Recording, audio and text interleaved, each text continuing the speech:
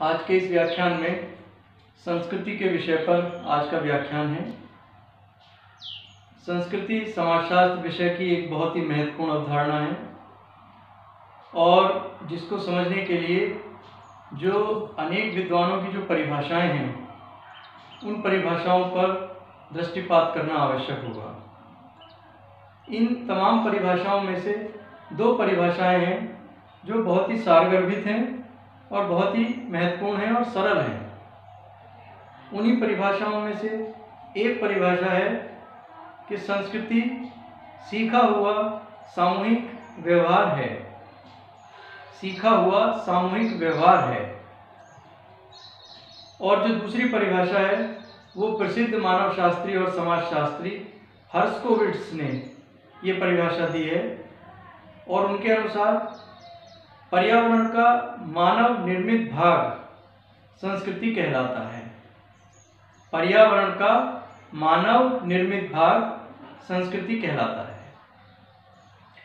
तो इस प्रकार इन दोनों परिभाषाओं के आधार पर ये बात स्पष्ट होती है कि इंसानी समाज के उदय होने के और उसके धीरे धीरे विकास होने के अनुक्रम में जैसे जैसे इंसान की जो आवश्यकताएं हुई, इंसान की जो ज़रूरतें या इंसान को अपने रहने के लिए, अपने विकास के लिए जिन इन चीज़ों को सीखना पड़ा और पर्यावरण के अंतर्गत जिन जिन चीज़ों को निर्मित करना पड़ा, उन चीज़ों को जो मानव निर्मित भाग है और सीखा हुआ व्यवहार, ग्रुप में सामूहिक जो व्यवहार है वो सीखा हुआ सामूहिक व्यवहार और पर्यावरण का वो मानव निर्मित भाग, ये संस्कृति कहलाता है।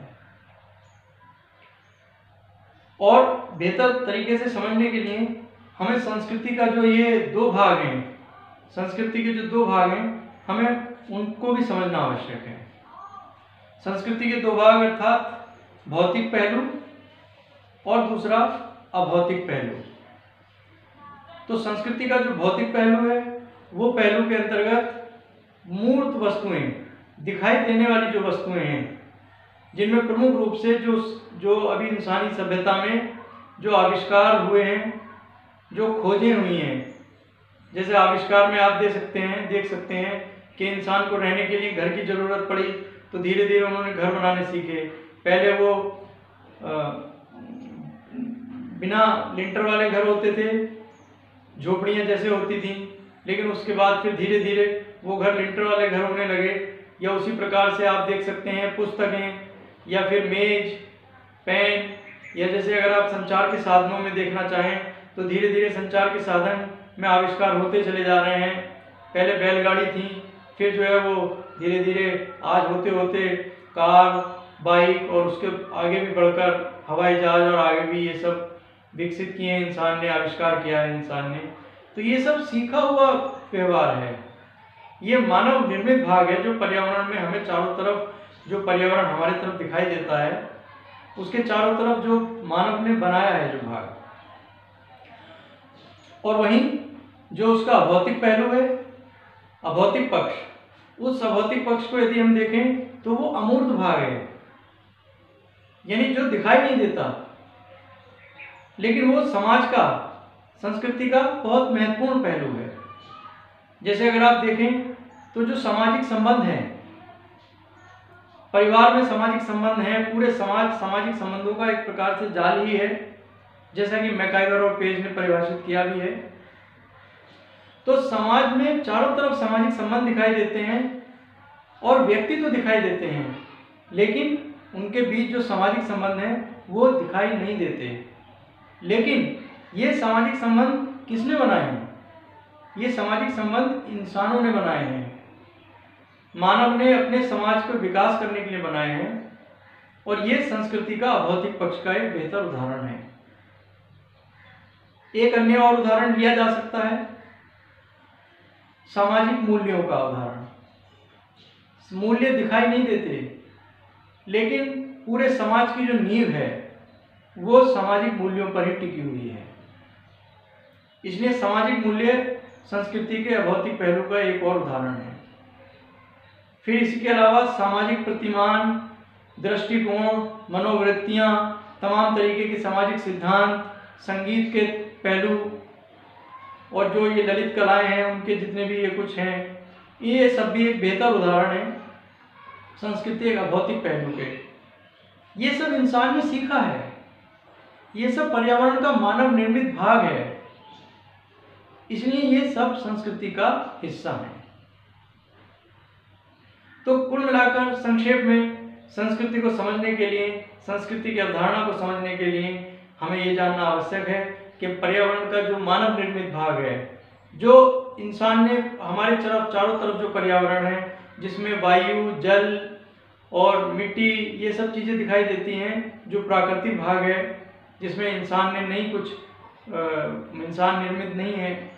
वहीं दूसरी ओर हमारे चारों तरफ तमाम चीज़ें जो है वो पर्यावरण में इंसान ने खुद बनाई हैं, मानव निर्मित हैं। तो वो जितना भी मानव निर्मित भाग है वो सब संस्कृति के अंतर्गत आता है। तो संक्षेप में संस्कृति की अवधारणा को जो एक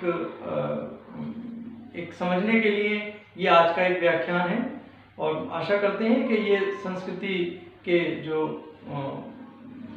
संस्कृति के प्रमुख प्रकार हैं और जो संस्कृति की जो परिभाषाएं हैं, संस्कृति के जो अलग अलग भागों के जो उदाहरण हैं, उनके माध्यम से आज इस संस्कृति के विषय में एक बेहतर समझ विकसित करने का जो प्रयास किया गया है, और यदि आप उसे अब पुस्तक से पढ़ेंगे तो आपको आसानी से समझ में आ जाएगा और कठिनाई नहीं होगी, और परीक्षा में आप बेहतर तरीके से इसको लिख पाएंगे। इसी के साथ साथ आइए सांस्कृतिक विलंबना का सिद्धांत भी चर्चा कर लेना आवश्यक है। सांस्कृतिक विलंबना का सिद्धांत भी परीक्षा में अक्सर पूछ लिया जाता है, और न केवल ये रोचक है बल्कि समाज को समझने के दृष्टिकोण से भी ये बेहतर समझ देता है।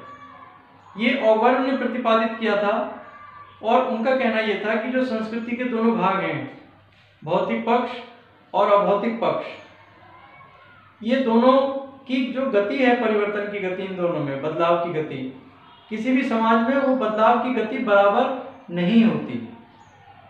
उसमें जो भौतिक परिवर्तन है वो बहुत तेजी से होता है, यानी जो विकास आविष्कार होते हैं, जो खोजें होती हैं, वो बहुत जल्दी समाज अपना लेता है उन्हें। जैसे अगर आप देखें तो आप देखेंगे कि पहले जो है वो टेप रिकॉर्डर चला करते थे, ऑडियो कैसेट चला करती थी, उससे पहले वो ग्रामोफोन चला करते थे, लेकिन अब धीरे धीरे जिस तरह से पेन ड्राइव का ज़माना आ गया है, या फिर इस तरीके से संगीत को एक छोटी सी चिप में, म्यूजिक में इतना सारा म्यूजिक आ जाता है, तो ये प्रौद्योगिकी आविष्कार है, यानी भौतिक पक्ष संस्कृति का, उसको लोगों ने एकदम अपना लिया। लेकिन जो अभौतिक पक्ष है, यानी कि समाज के या फिर लोगों के जो जीवन मूल्यों में जो परिवर्तन है, या फिर जो आचरण के या जो उनका जो दृष्टिकोण है, उनमें जो होने वाले परिवर्तन हैं, समाज इतनी जल्दी से उनमें बदलाव लाने को तैयार नहीं होता। वो बहुत कम, वो हल्की गति से समाज में बदलाव होता है। तो इसका परिणाम ये होता है कि समाज का जो भौतिक पक्ष तेजी से बदलता है और अभौतिक पक्ष में तेजी से बदलाव नहीं होता। इसके कारण ऑगबर्न का कहना यह है कि इसका परिणाम ये होता है कि संस्कृति के दोनों पक्ष में एक तरीके से विलंबना की स्थिति उत्पन्न हो जाती है, एक कल्चरल लैग की स्थिति उत्पन्न हो जाती है, और इसके वजह से कई बार समाज में अनेक प्रकार के द्वंद्व, तनाव और तमाम तरीके की जो एक कई बार विघटनकारी स्थितियां भी देखने को मिलती हैं। तो उन्होंने समाज के नियमों को समझने के प्रयास में, समाज की द्वंद्वात्मक स्थितियों को समझने के सिलसिले में उन्होंने संस्कृति के इन दो भागों के आधार पर उन्होंने इसको बताने की कोशिश की है, और इसी सिद्धांत को उन्होंने सांस्कृतिक विलंबना का नाम दिया। एक बहुत महत्वपूर्ण सिद्धांत है, संस्कृति के कंसेप्ट के अंतर्गत ही है। तो आशा करते हैं आज के इस व्याख्यान में संस्कृति की अवधारणा, संस्कृति के प्रकार और सांस्कृतिक विलंबना के सिद्धांत के विषय में एक कुछ समझने में आपको, आशा करते हैं कुछ अवश्य समझ में आया होगा। आज के इस व्याख्यान में इतना ही। धन्यवाद। जय हिंद।